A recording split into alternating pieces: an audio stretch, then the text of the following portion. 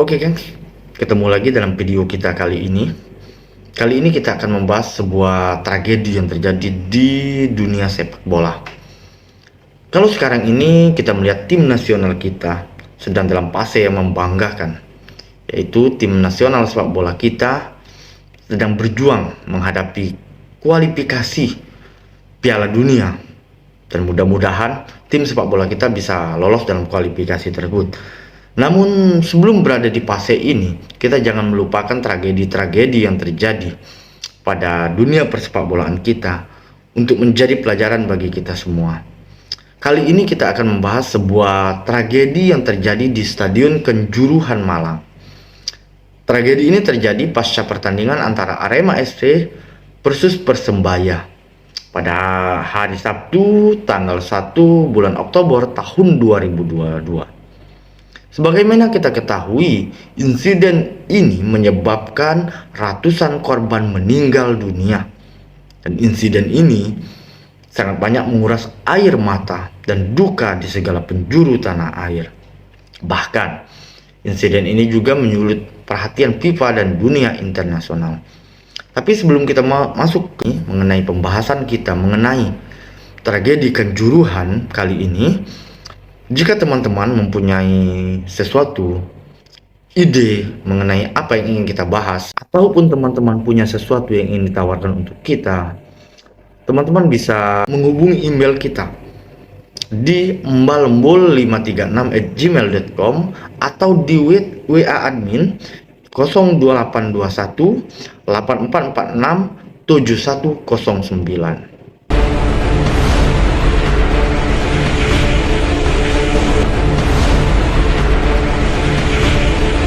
Mengungkap peristiwa dari perspektif berbeda. Gengs, pada tanggal 1 Oktober 2022, sebuah insiden penghimpitan kerumunan yang fatal terjadi pada pertandingan sepak bola di Stadion Kanjuruhan Malang. Insiden ini terjadi menyusul kekalahan dari tim tuan rumah yaitu Arema Malang melawan rival beratnya yaitu Persebaya Surabaya. Pada waktu itu sekitar 3.000 pendukung Arema memasuki lapangan. Pihak kepolisian mengatakan bahwa para pendukung Arema membuat kerusuhan dan menyerang para pemain dan ofisial dari tim lawan, sehingga polisi berusaha melindungi para pemain dan menghentikan kerusuhan tersebut. Namun massa justru bentrok dengan aparat keamanan.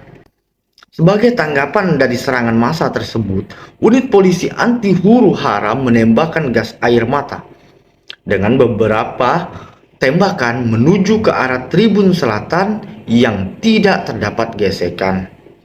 Sehingga tembakan menuju kepada tribun selatan tersebut memicu penonton yang berlarian untuk menghindar dari tembakan gas air mata. Hal ini membuat terjadinya penumpukan kerumunan. Sampai akhirnya berakibat sebuah penghimpitan kerumunan terjadi pada pintu keluar, menyebabkan sejumlah supporter mengalami asfiksia atau kondisi kekurangan oksigen.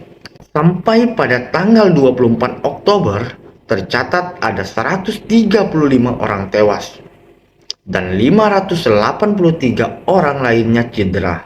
Bencana ini merupakan bencana paling mematikan kedua dalam tragedi sepak bola yang ada di dunia.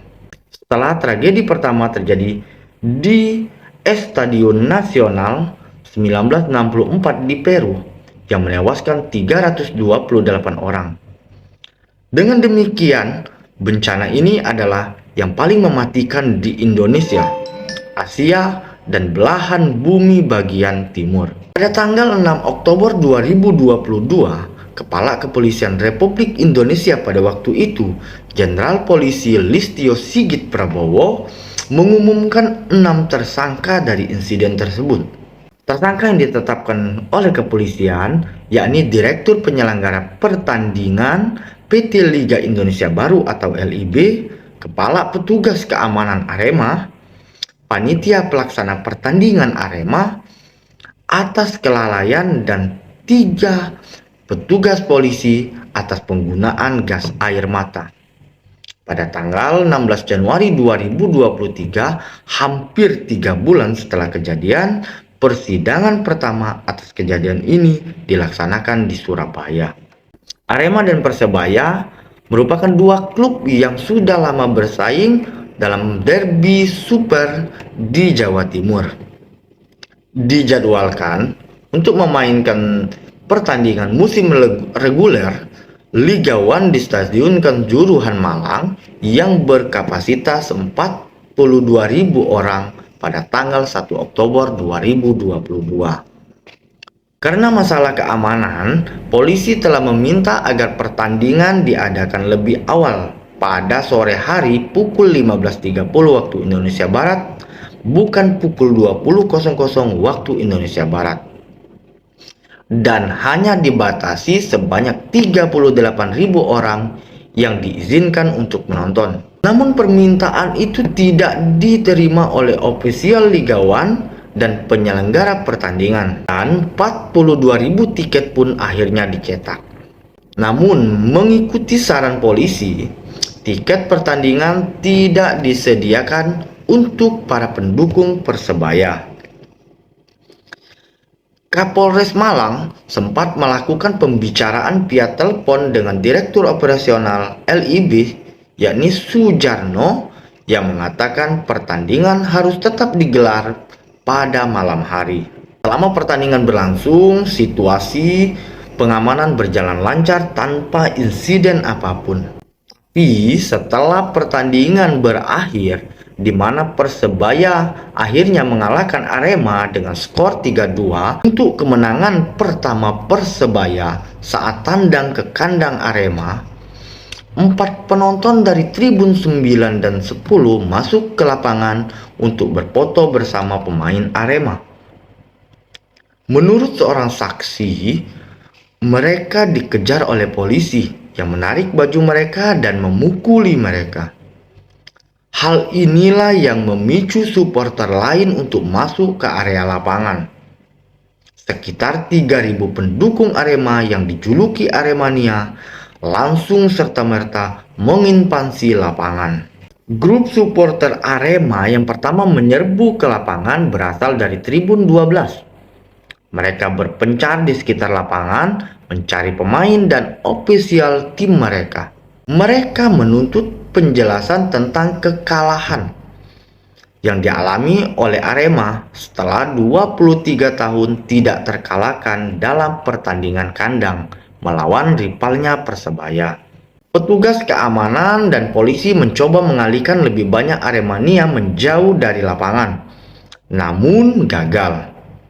Kemudian Aremania mulai melemparkan benda-benda, merusak kendaraan polisi, dan menyalakan api di dalam stadion, memaksa para pemain Persebaya bergegas berlindung di dalam ruang ganti dan lalu dilarikan lagi ke dalam mobil personel lapis baja milik polisi selama 1 jam sebelum mereka bisa meninggalkan stadion.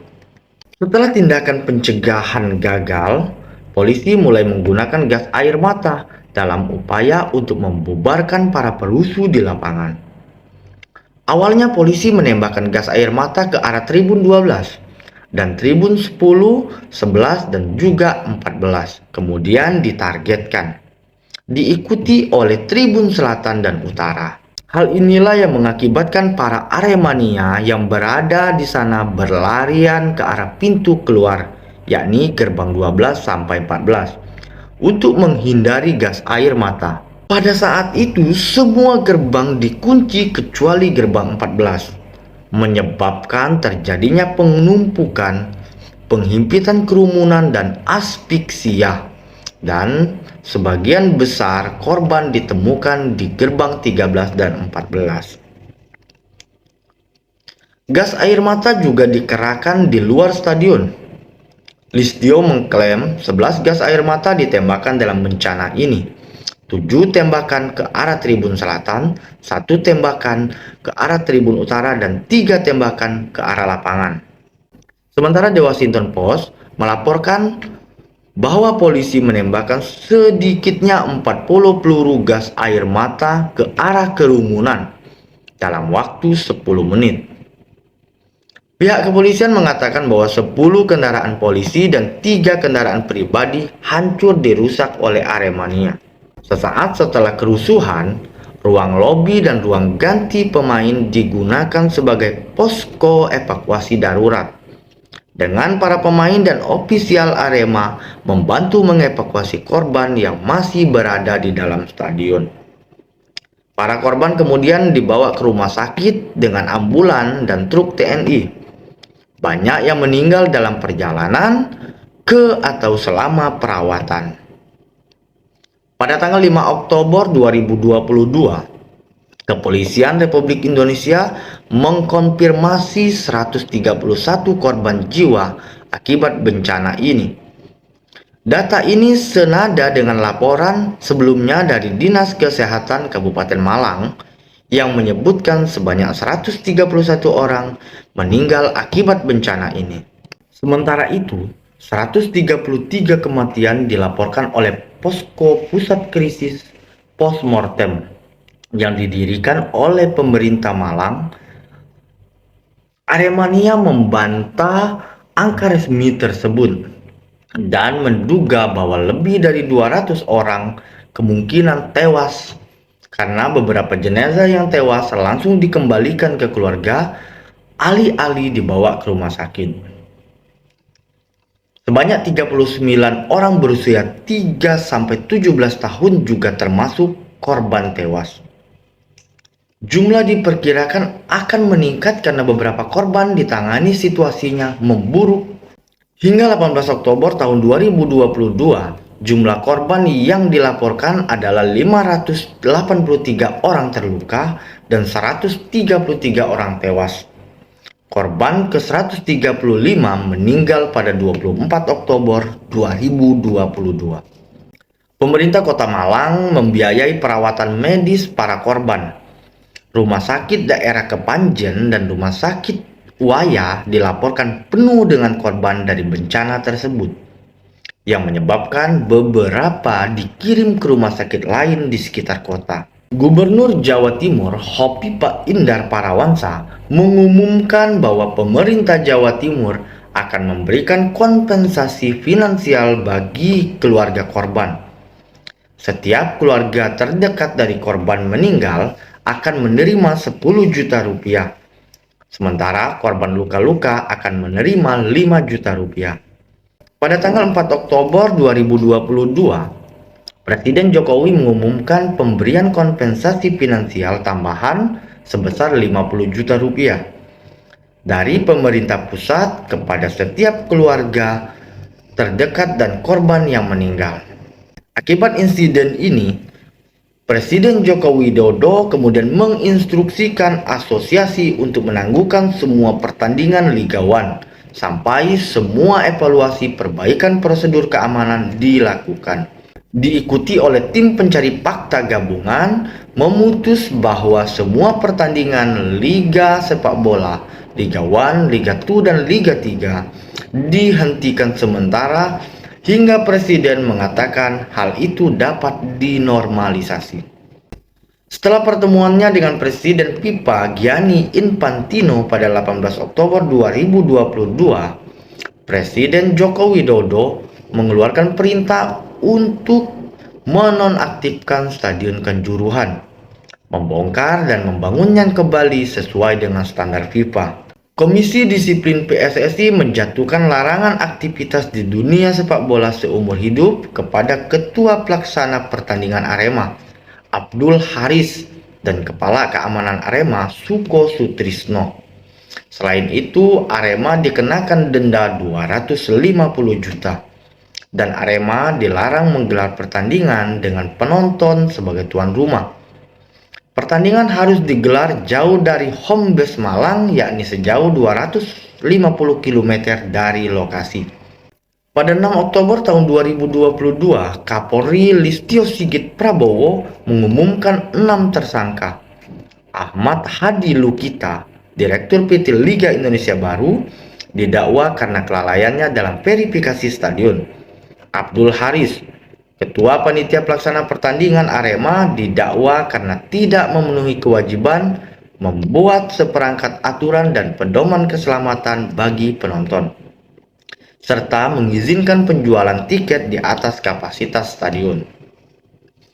Suko Sutrisno, Kepala Keamanan Arema, didakwa karena tidak membuat dokumen pengkajian risiko dan memerintahkan penjaga pintu gerbang untuk meninggalkan gerbang stadion saat bencana terjadi.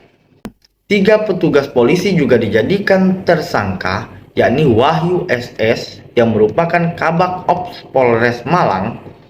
Wahyu SS didakwa karena mengabaikan aturan FIFA tentang larangan penggunaan gas air mata, meskipun dirinya mengetahui aturan tersebut.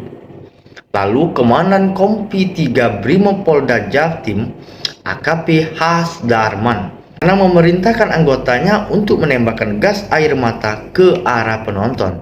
Dan Kasat Samapta Polres Malang, Ajun Komisaris Polisi Bambang Sidik Ahmadi, yang juga memerintahkan anak buahnya menembakkan gas air mata. Mereka dijerat pasal 359 dan 360 KUHP, serta pasal 103 junto pasal 52 Undang-Undang RI nomor 11 tahun 2012 tentang keolahragaan. Persidangan pertama pada kasus ini diselenggarakan pada 16 Januari 2023. Seluruh prosedur persidangan termasuk rekonstruksi digelar di Surabaya. Proses persidangan dipimpin oleh Hakim Abu Ahmad Sidki Amsyah. Pada prosesnya, persidangan dilakukan tertutup dan tidak dilakukan siaran langsung. Meski begitu, awak media diperbolehkan memasuki ruangan sidang dengan keamanan yang ketat. Hasil persidangan hanya 6 orang yang didakwa atas tragedi ini. Meskipun pemerintah melalui TGIPF telah berjanji untuk menambah terdakwa selama proses investigasi berlangsung. Kejaksaan mengatakan bahwa Angin yang bersalah atas kematian pada tragedi. 2 polisi dibebaskan karena alasan ini. Geng, konflik Kanjuruhan merupakan kejadian kelam yang menodai sepak bola Indonesia. Konflik ini disebabkan karena bentrok antara supporter yang anarkis dengan pihak kepolisian yang menenangkan keributan dengan gas air mata.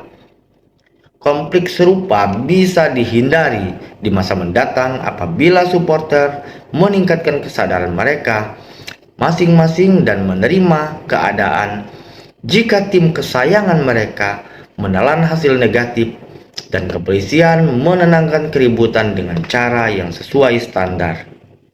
Salam persatuan. Mengungkap peristiwa dari perspektif berbeda.